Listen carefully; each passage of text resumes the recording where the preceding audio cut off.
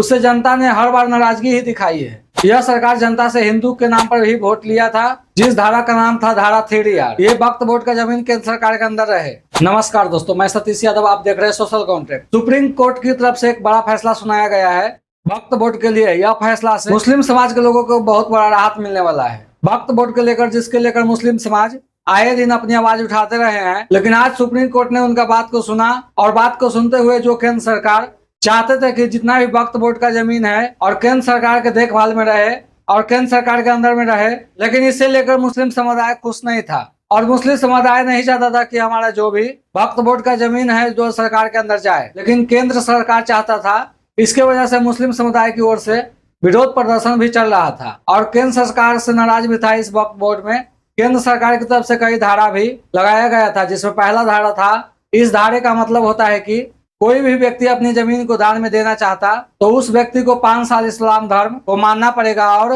5 साल तक इस्लाम धर्म में ही रहेगा तो भी वह व्यक्ति वक्त में अपनी जमीन दान दे सकता है। लेकिन सुप्रीम कोर्ट ने अपनी तरफ से इस धारा को भी रद्द कर दिया गया है। सुप्रीम कोर्ट की तरफ से कहा गया है कि यह जो धारा कानून है यह सही नहीं है। और जो दूसरा धारा केंद्र सरकार की तरफ से लगाया गया था, जिस धारा का नाम 2C है, इस धारा का मतलब यह था कि अगर कोई भी व्यक्ति वक्फ बोर्ड की जमीन पर आरोप लगाता है और बोलता है कि इसमें मेरी जमीन चली गई है और वह जमीन को हम नहीं देना चाहते हैं और वह जमीन को अपनाना चाहते हैं, तो इसलिए अपनी तरफ से केंद्र सरकार ने एक धारा बनाता है जो धारा का नाम 2C होता है। यह धारा का नियम यह होता है कि अगर आपको लग रहा है कि वक्फ बोर्ड की जमीन पर कि यह मेरा है, तो वह वक्फ बोर्ड का जो भी जमीन है उस जमीन पर डीएम साहब जाएंगे और उससे जमीन को डीएम साहब अपनी तरफ से देखभाल करेंगे और वो देखेंगे कि जमीन उस व्यक्ति को है या नहीं। जो व्यक्ति आरोप लगा रहा है कि वक्फ बोर्ड में मेरी जमीन है, तो वक्फ बोर्ड का जमीन उस व्यक्ति को नहीं दिया जाएगा। यह जमीन केंद्र सरकार का ही रहेगी।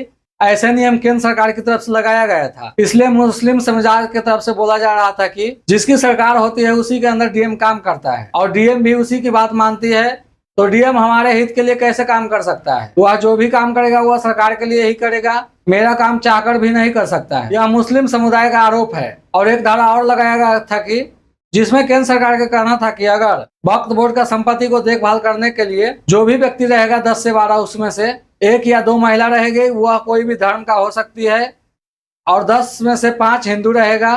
बाकी बचे जो भी खाली सीट रहेगी उस सीट पर मुस्लिम समुदाय या कोई भी धर्म रह सकता है। यह केंद्र सरकार का कहना था, लेकिन मुस्लिम समुदाय का लोगों को कहना था कि यह वक्फ बोर्ड का संपत्ति काम करने वाला लोग या देखभाल करने वाला लोग मुस्लिम समुदाय का ही रहेगा। लेकिन केंद्र सरकार अपनी तरफ से यह बात को मानने के लिए तैयार नहीं था। लेकिन सुप्रीम कोर्ट अपनी तरफ से यह केंद्र सरकार की बात को नहीं माना और सुप्रीम कोर्ट की तरफ से मुस्लिम समुदाय के लिए इस पर राहत मिला है। लेकिन बात किया जाए तो सुप्रीम कोर्ट की तरफ से केंद्र सरकार को बड़ा झटका लगा है। वक्फ बोर्ड को लेकर खासकर बीजेपी पार्टी सुप्रीम कोर्ट की फैसला ज्यादा नाराजगी है। जो केंद्र सरकार चाहती थी वक्फ बोर्ड को लेकर सुप्रीम कोर्ट की तरफ से फैसला मिला नहीं, यह केंद्र सरकार के लिए एक बड़ा झटका है।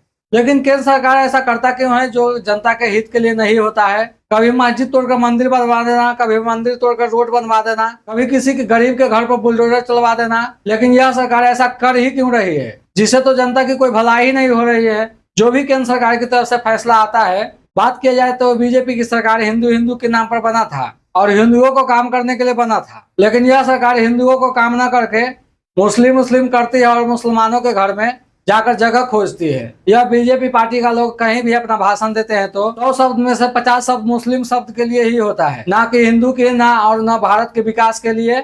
लेकिन आप लोग क्या सोचते हैं, अपनी प्रतिक्रिया कमेंट बॉक्स में दीजिए। मैं सतीश यादव, आप देख रहे हैं सोशल कॉन्ट्रैक्ट। अगर यूट्यूब पर देख रहे हैं तो चैनल को सब्सक्राइब करिए, फेसबुक पर देख रहे हैं तो पेज को फॉलो कर लीजिए।